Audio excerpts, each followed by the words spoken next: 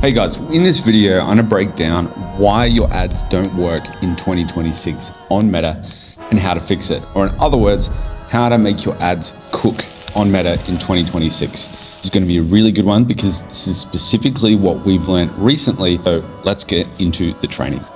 Okay, so how to run ads that cook on Facebook in 2026. So the first thing to think about is the structure. So what is the structure that you need to think through with your ads so they actually work? So the first thing is to think about your ads like a house. So with a house, you have the roof, you have the walls, you have the entryway, you have the foundations, you've got the windows. So there's a specific structure that you want to go through when you build your ads. And this is kind of like what I call the layering of making your ads work. So you want to think about your ads in first principles. So what first principles mean is very simply, what am I trying to do here, right? What is the fundamental thing that I'm trying to do? Now, the way that I think about this is, first of all, what is your offer? So what is it you're actually offering the market? And really think through it, because it might not actually be what you think. So a good example of this is you might run a gym, but what you're offering is not necessarily just a gym. You're actually offering a transformation. And what the transformation is actually offering is a lot greater than the transformation itself. So the transformation could be having more attractive partners, or finding a life partner, or looking good for your son's wedding day, or whatever the case may be. So there's always more than meets the eye when it comes to your offer. And this is really important, particularly when you start putting together the messaging, is you need to put together a messaging that hits an emotional level, not just a logical level. And so you really want to think about, what am I actually doing here? Now, the second thing you want to think about is, who is your current target market? So who is the market that you're trying to work with? Is it, if you're a mortgage broker, first home buyers, investors, SMS loan people, right? People that want loans through the SMSF. Think about that. Now, once you've understood these two things, what is it you offer? Not just in terms of the raw material of what you offer, like a hammer, but what does a hammer do? It helps you build a house. What does a house let you do? Live safely with your family, right? You want to expand on the raw material thing that you offer. What does it let you do? And what does that thing then let you do? Who your target market is. And then this is probably the most key, is understanding their current situation. So what is the current situation that they are facing that you can start to poke at? One of the most important things with ads is meet the client where they're at, right? Where are they right now?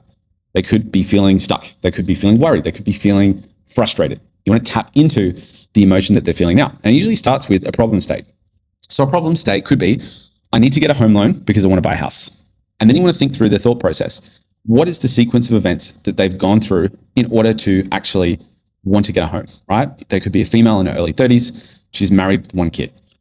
She's had a realization and conversation that she wants to get a house. Why does she want a house? Something to build a family, a sense of security, a sense of pride, necessity, doesn't want to have to pay rent. Investment is a milestone, and aspiration she's always wanted. So you want to think about, what is kind of the key desires that the person has when it comes to the product that you have, right? They have a set of desires that need to be fulfilled.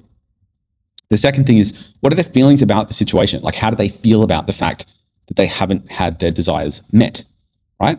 So for her, it could be she understands she needs an income. She's tried to save a deposit. She may be unsure about which bank to go with. She might be confused about which rate is good and which rate is not. There's a lot of information out there, so she is probably confused. And her friends seem to be doing well, and they have a broker that they use. So she understands that I need a broker. But she feels secure because she doesn't know what to do. What do I do with this? So what we want to create is what I call the tip of the spear ad.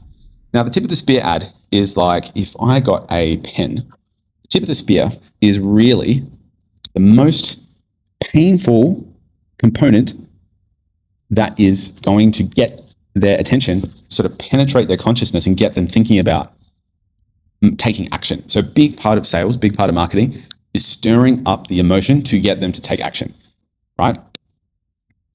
So when we think about this, what we want to do is figure out what is the tip of the spear, what is the most pertinent or most painful thing that we can talk about, or desirable thing that we can talk about that's going to get her to take action. Overwhelmed by lenders promising the world. Stop stressing about your home loan. Let us find the right one for you. Unsure of which bank to go with, right? Now, we want to come up with a range of messaging and angles and emotions. And I like to do like a big kind of range with this, right? So I like to do very simple and direct. Need to get a home loan. Then we want to go with a more problem and anger approach, overwhelmed in getting a home loan. Or it could be, people say, don't wait to get a home loan because the price is not going down, right? The price of homes are not going down. It's as simple as that. Then we want to attach power words to the message. So words like get, now, free, instant, easy, and new are all really strong. I actually use those words in most of my ad copy because they are very strong, powerful words which derive a benefit, right? Free, instant, easy, new, now, get. It's all about the benefit that they can get. And then you want to think about the stages of awareness. So where are they in the buying stage? So are they unaware, which means that they're not sure what offers are out there when it comes to getting a home loan. Problem aware, which means they've realized they need to get a home loan. And so they're in the stage of figuring out, how do they do that? How do I get a home loan? Solution aware is they're aware of the different ways to get a home loan. You could go through a broker, go to a bank, do a low doc option. Then they go into product aware. So we know that we can get a 5% home loan deposit through the government. We know that we can work with a bank and probably get a better rate. We know that we can work with a low doc lender. It's going to be a higher rate, probability of getting a loan, but it's going to be a higher rate. Then we go into most aware, which is like, we know that Commonwealth Bank within the next 14 days, if we go with them, we're going to get this, and the terms of the loan are this. And we know that the rate's going to be 0.05 better on this, blah, blah, blah. So they're really aware. And you typically want to get people in this kind of like solution product, most aware stage where they're like really ready to go.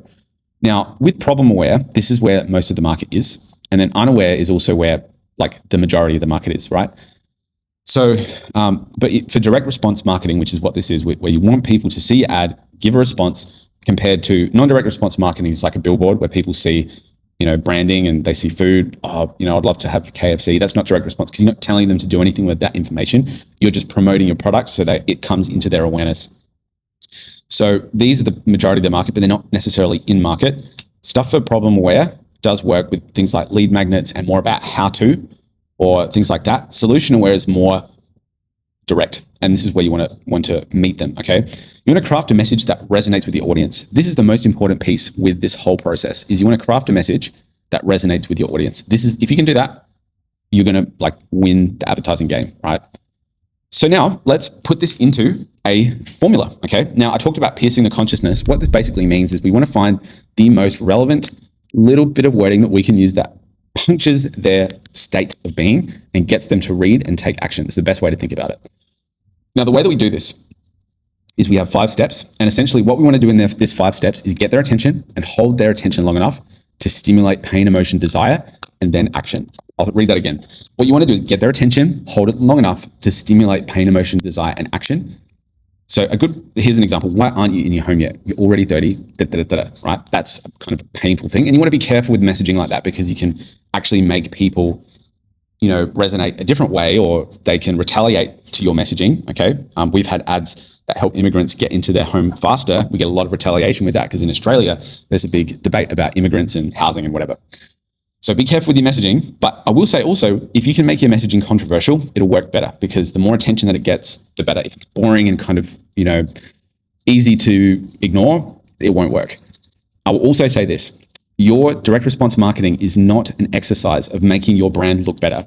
It'll often make your brand look worse because it's so direct and so focused on return on investment. If you're wanting to do branding, direct response is different. You obviously can do both. You can have really nice videos and a lot of stuff that improves your branding, but what I'm trying to say, you can actually have both. Like I'm wrong there. You can have both. What I'm saying is that with direct response, it is about the response. We're not trying to make your brand look really, really good, right? So if you're the type of person that has all your awards and stuff and I'm the best person in the world, that's good for credibility, but ultimately people care about themselves and they're always asking the question, what's in it for me? Why should I spend time looking at all your awards if it doesn't help me? Think about that when you're doing your ads. Okay, so the formula we use is hook, which is something to get their attention. What the issue is, their problem. So we establish the problem. We then dig deeper or twist the knife, which is outline the effects of the problem. Then we outline a solution, how it solves the problem with what we have to offer. Then we offer a call to action. Now, this is the process, and these are the questions that I ask whenever I write a new campaign on Facebook, and it works pretty well every time. And we are pros, we've done this for a long time, but this is the process that we use. Now, if you guys are keen for us to do your ads for you, there's a link below. If you're keen to learn how to do ads, do all the good stuff, grow your business, there's another link there to join our school. Thanks for watching, guys. I'll speak to you soon. Peace.